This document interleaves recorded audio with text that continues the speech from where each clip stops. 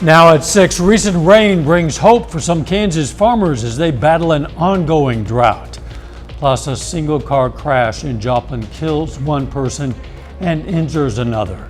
And how a Joplin greenhouse is adding a bit more color to a busy street. Plus, a Southeast Kansas teen makes a name for herself by showcasing her strength. The 4 states' most watched news starts now. The engineering technology program at Neosho's Crowder College gets a boost from a 7-figure gift. This is KOAM News at 6. I'm Dow Quick. In the ceremony this afternoon, the college received a $1.4 million check from the estate of Greta Mitzi Rennick, a retired General Dynamics employee who died in March at age 94. College president says it's among the largest individual gifts in the college's 60-year history. Among other things, it'll allow Crowder to endow a new faculty position in engineering technology. Earnings from a portion of the money will help fund that position perpetually. Professional development of the faculty position helps them do any research or keep up credentials that otherwise may not occur. And that's what this gift will do, is we're going to have the premier engineering tech program in the area. Earnings from the fund will also help support a leadership academy, construction of a press box, and other improvements at Rough Riders softball field. Rain has been popping up all around Kansas in recent days. A lot of Kansas farmers hope the rain will break the ongoing drought and help them with their fall crops. Reporter Cale Chapman talked to a farmer in Sumner County about what the rain means. With rain falling throughout the area today and potentially throughout the rest of the week, many farmers are hoping that the drought could end. Hard to get out of a drought in the summer because it's hard to keep up with the evaporation, but we're certainly headed in the right direction. Tim Turek says this week's rain will make for a better harvest. The rain we're getting now, I think, is going to be a big part of helping our corn crop finish up, where there's a lot of good looking milo planted and soybeans. Agriculture agent Jeff Seiler says this rain came at a great time for corn. Right now we have corn in our early reproductive stages, which is some of its highest demand for water. So this is just what we needed for it. Seiler says more timely rain like Wednesday's is important to avoid runoff. The big thing is timeliness of when it comes. So if we get a big event like this, we're going to have some runoff. So all of the rain that we got through this isn't going to be recognized. The potential of it's not going to be recognized. If we could get an inch of rain a week until we got to harvest, I think we'd be sitting pretty. With other corn growing areas of the country feeling dry, Turek is hopeful Sumner County could have a big year. Sumner County, we're not known for corn. Every once in a while we hit a lick, and this looks like it might be the year for it. So maybe that'll heal us weak farmers up a little bit. While the rain is giving us a positive outlook, we'll have to wait until fall to be for sure. Parts of Kansas have been in the highest level of drought. Chloe Arroyo joins us with a first look at weather and a new look at the drought map. Yeah, we've seen a lot of rain and thankfully it has brought us some optimism, but I hate to be the bearer of bad news, but we got a new update as of the 4th of July on Tuesday. Here's our map, and it's not showing us much favoritism, especially heading into Missouri and southeastern Kansas. Mind you, this extends for much of the southern plains and even into our northern states. So a large area experiencing these drought conditions. Here's a look within the viewing area. You can see extreme rates around the Nevada, Fort Scott, and even Stockton area, moving up a little northeast as well. But here's what the really big issue is: this exceptional range around Howard, Sedan, in the Winfield and Wichita area. You guys are seeing the most exceptional range of drought, and we've seen some warmer temperatures, but thankfully we've cooled down, so at least a little bit of that will bring some relief in the way. Not for long though. We'll see temperatures in the 80s and even climbing up into the 90s heading into next week. Right now we're in the lower 80s. Coming up here in a bit, we'll talk about when those temperatures warm up and when we'll see our next chance for rain heading into this weekend. That's all coming up in a bit. Thanks, Chloe. We'll see you soon. One man is dead and a woman is in the hospital after a single car crash in Joplin. That crash happened yesterday evening. Authorities say the car was headed south on South Jackson Avenue, went off the road and overturned. 31-year-old Christopher Colon of Joplin died at the scene. A passenger, 27-year-old Crystal Kenny of Everton, Missouri, has serious injuries. Authorities say speed and alcohol appear to be factors in that crash. An Eagle Rock, Missouri man has died in a single vehicle crash. This happened around 6 last night on Missouri 86, about a mile south of Eagle Rock. A pickup went off the road, hit an embankment, then a tree, and overturned. The driver, 53-year-old James Riordan, died at the scene. Still ahead, a historic street in Joplin gets an extra splash of color. We'll tell you how. Plus, it's Barbie's world, and the Arma City Library is living in it. We're going to check out Barbie Story Hour. You might notice a bit more color on a historic Joplin street these days. Inspired by a St. Louis suburb initiative, a Joplin greenhouse started a project to beautify the city by adding flowers to West 7th Street. KOAM's Fernanda Silva has that story. In April, Albert Furries decided to bring more color and life to the surrounding area of his greenhouse. He mixed business with pleasure and partnered with other local stores and with the city of Joplin to put 7 planters on the historic Route 66. And it's turned out really well. It makes it look a little more like a neighborhood. Just kind of makes it a sense of community. Kind of thought maybe, well, you never know what's going to happen if you do one little good thing. Maybe something else will happen. Maybe somebody else will get excited and do something on their end of town. It beautifies the whole area. It beautifies the street, the neighborhood. It just gives you a smile when you go by it. Makes them look a little more human. The idea is simple but effective. The nursery sells a pot to the business and offers them the soil and the flowers free of charge. Scott Smith, owner of Auto Glass on West 7th Street, says his wife promised to water the flowers weekly if he would join the project. As a local business, whenever you get the opportunity to beautify your area that you're working in, it's a great opportunity to do so. When you pull in, you don't see just grass and different stuff. So you got some flowers and different things to keep your mind up with the different colors. Around 6 little vases of Supertunia like this one are enough to have a planter as big as this one. It's a sign of life. It just makes a place look like it's flourishing, to have beautiful, vibrant, flourishing flowers. It's always important to uplift people's spirits, and a few little flowers can just do it. It's never going to put a frown on your face. In Joplin, Fernanda Silva, KOAM News. That project started in April, and Albert hopes the Supertunias will still be blooming on Thanksgiving. Next year it continues. Flowers are going to be planted and replanted at no charge to businesses in the area. 3 local veterans got a chance to take to the air in World War II era biplanes. The nonprofit Dream Flights hosted the trip for 3 veterans living at medical lodges in Columbus, Kansas. 98-year-old Louis Aketa, 74-year-old Ivan Queen, and 75-year-old Morgan Davidson.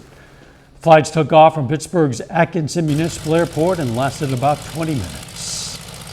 The plane had sentimental value to the owners of the organization. Their family kind of passed down this generational Stearman biplane, so they were very connected to it. It's also very nostalgic. It's like the motorcycle of the skies. Dream Flights was founded in 2011 and has hosted nearly 6,000 flights for veterans. It's a Barbie world at the Arma Kansas City Library. For this week's summer reading event, the library hosted a Barbie and Ken bash. People were encouraged to dress in their favorite Barbie and Ken attire and enjoy cupcake decorating. They made cupcakes inspired by the famous Barbie heel and cupcakes with suit ties for Ken. So one of the things that I love most about Barbie is she can be anything, right? She can be a doctor, she can be a fashion designer, and I think that, especially growing up, for me, because I was a big Barbie girl, that was very inspiring because it showed me that no matter what, if you're a woman, you can do whatever you want to do. You just have to go do it. The theme was inspired by the upcoming Barbie movie that'll be released on July 21st. A little later, how a Parsons, Kansas teen showcased her strength and won a state title. Well, we've got rain chances in the forecast. I'll have the details on this weekend coming up next. Stick around.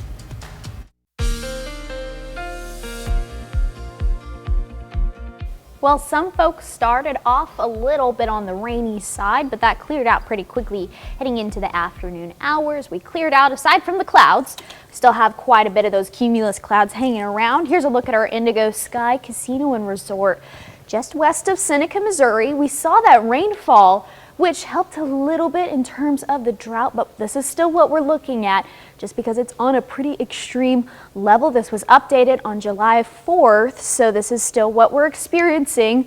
A lot of extreme rates of drought around the Clinton area, around Stockton, Nevada, even extending into Fort Scott across the Kansas and Missouri border. But here's where it's most prevalent, into the southeastern and south central Kansas area around Howard, Sedan, even extending into Bloomington and Wichita.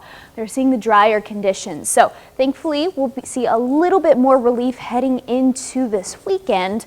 But we're still going to see those drier conditions, so be cautious of that, especially for wildfires, but also if you have those crops out there that need the water, this is what we're really experiencing. On the good side, we're seeing cooler temperatures compared to what we saw last week. Right now we're hanging around into the lower 80s across the board. Stockton 83, Cassville 82, Iola 80 degrees. Fort Scott, you're at 81, Veneta hanging around at 84 right now. Our dew points, on the other hand, are still a little on the higher end. They're in the upper 60s, especially into the 70s as you head further south. Grove up there at 74. So though this is not as warm as the actual temperature, thankfully, we're seeing those dew points in the 70s, which is making our feel like temperature a whole lot warmer. So we're still pretty muggy as we're heading outdoors. So making that actual temperature feeling a whole lot warmer, especially as it heads up into the mid 70s. So here's what we're looking at right now, a comparison of the heat index, which is affected by the dew point, and our actual temperature in yellow. You can see it kind of matches heading into Friday night. That dew point will calm down just a little bit, but heading into Friday afternoon into the evening hours, we'll see that creep up just again. So though we'll be in the lower 80s, we're going to feel like the upper 80s. So we'll continue to see that pattern heading into next week. Our low tonight dipping into the upper 60s, 68 for your low for Joplin. We're going to warm up into the 70s, 75 degrees by 10 a.m. and then we'll eventually get into the 80s heading into tomorrow. Here's a chance for the storms heading into Friday. We'll see Friday morning chance for some widespread showers and storms, mainly extending into the central area of the viewing area and then extending into northeastern Oklahoma and northwestern Arkansas. Then that's going to clear out. We'll see some scattered showers and storms on the back end of that, not as strong and not as prominent, but then we'll see some more widespread showers heading into early Saturday morning. We'll see the same setup, or a similar setup at least. Going to clear out Saturday afternoon before we see yet another round of good rain, much needed rain, heading into Sunday morning. So lots of chances in the way for rain. In fact, 40% Friday, 60% Saturday, and even 50% heading into Sunday. We'll see temperatures kind of begin to warm up once again heading into Wednesday and Thursday, our high of 96. With that many rain chances, I'm sure hoping an awful lot of us get at least some of that rain, maybe a lot of it in some cases. Let's hope. Chloe, thanks. Coming up, the Big 12 Conference has released their preseason poll for the 2023 football season. And a high schooler from Parsons, Kansas is a national champion and gets to represent her country. Brock Baldridge is going to break down that story for us next in sports.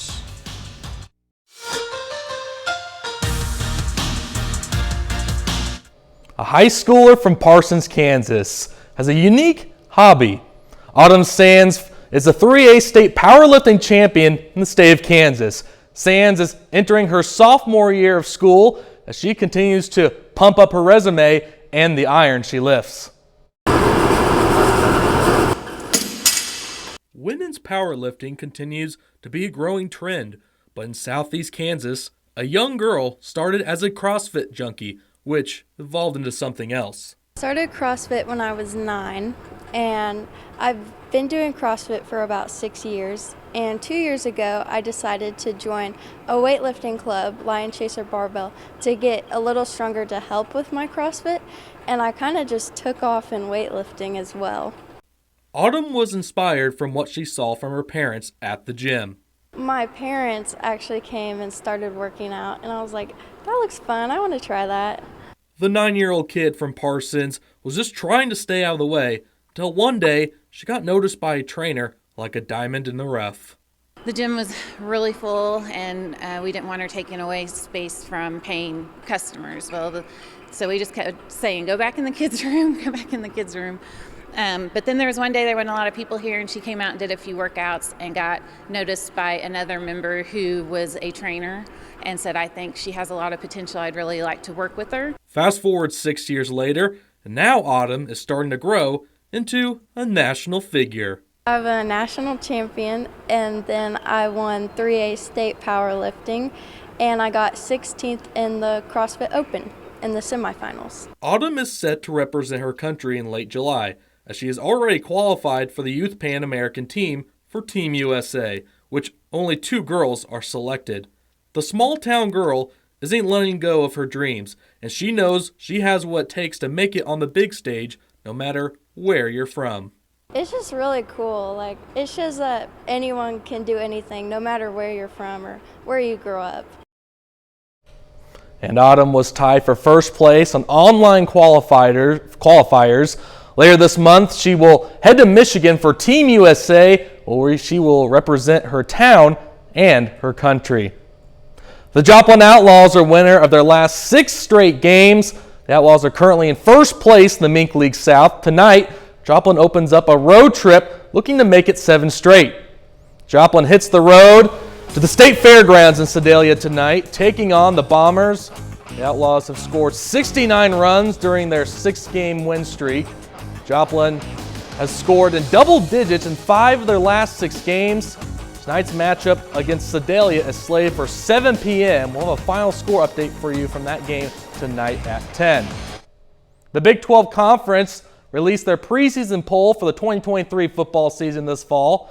Members from the media from all 14 schools got their say, and now their votes are officially in.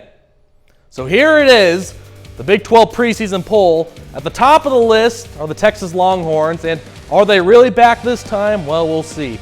And the Kansas State Wildcats are number 2 in the list. A-State got 14 first-place votes, and third is Oklahoma. 4th place is Texas Tech. TCU rounds out the top 5. Baylor in at number 6. Oklahoma State at number 7. Central Florida at 8. The Kansas Jayhawks surprised many people down at number 9. Iowa State at number 10. And then the newcomers on the list, BYU, Houston, and Cincinnati. And then dead last is the West Virginia Mountaineers. That's all for sports. We'll be right back after this with more news. Here's a look at what's coming up on KOAM News at 9 on Fox 14. The annual Mining Days celebration kicks off in Frontenac, Kansas. Plus, we're going to hear more from some of the people attending that Ken and Barbie Bash at the Arma, Kansas City Library. Those stories, a lot more tonight. KOAM News at 9 on Fox 14.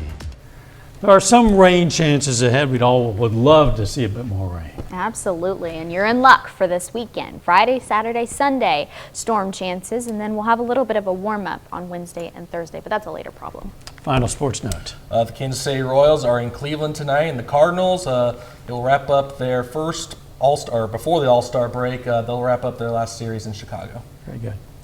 Thanks for joining us. We're going to leave you with more scenes from our trip to the skies over Pittsburgh. See you right back here for KOAM News at 10. Let's make it a great evening.